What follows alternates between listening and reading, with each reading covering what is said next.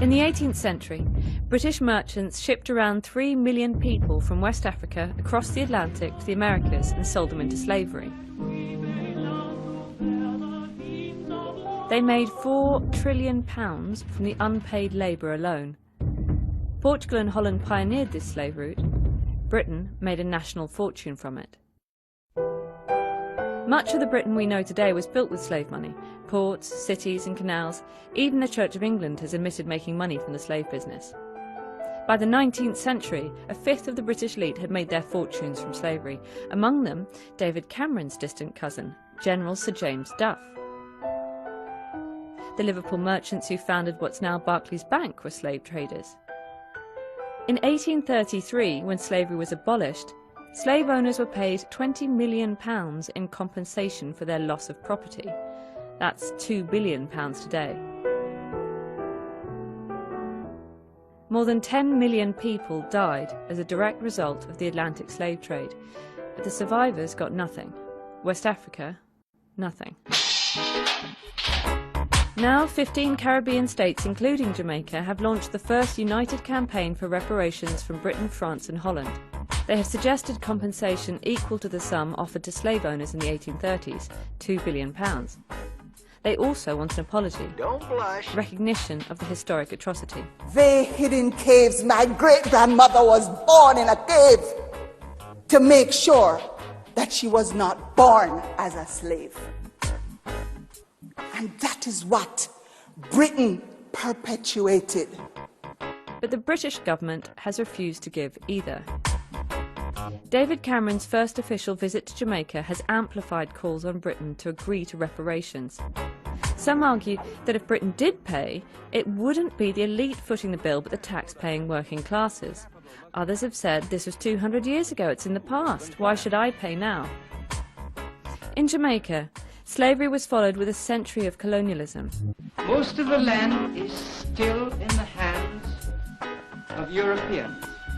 When the Brits left in 1962, 80% of the population were functionally illiterate.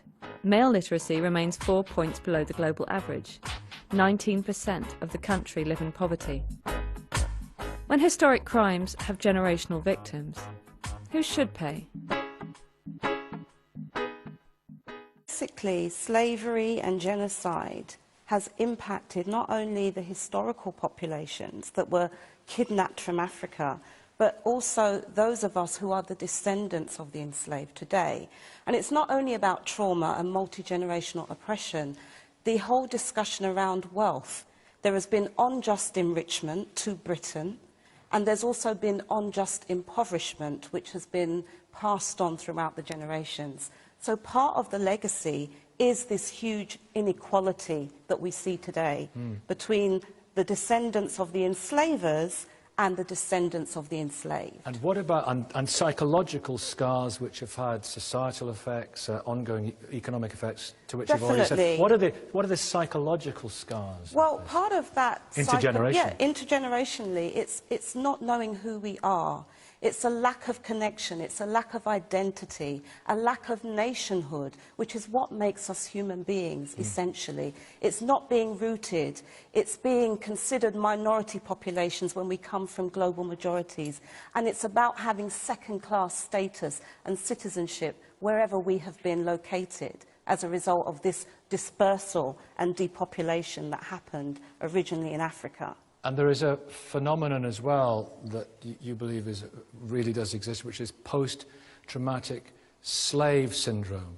Yes, well, it's something that I've not coined, but many of our social theorists and psychologists and psychiatrists have been looking at some of the negative legacies that we have internalized, the internalization of racism, self-hate, anti-African sentiments and prejudice and discrimination, a loathing of ourselves, vacant esteem. Self-loathing. Self-loathing. Self-loathing in terms of not being proud of who we are, not being proud of our heritage, not being proud of our African ancestry, changing our looks to kind of emulate Caucasian beauty ideals. These are some of the real legacies today in terms of the psychology. We also have to look at the rates of mental health illness, and this has also been linked to that. All roots back to slavery. All roots back to that.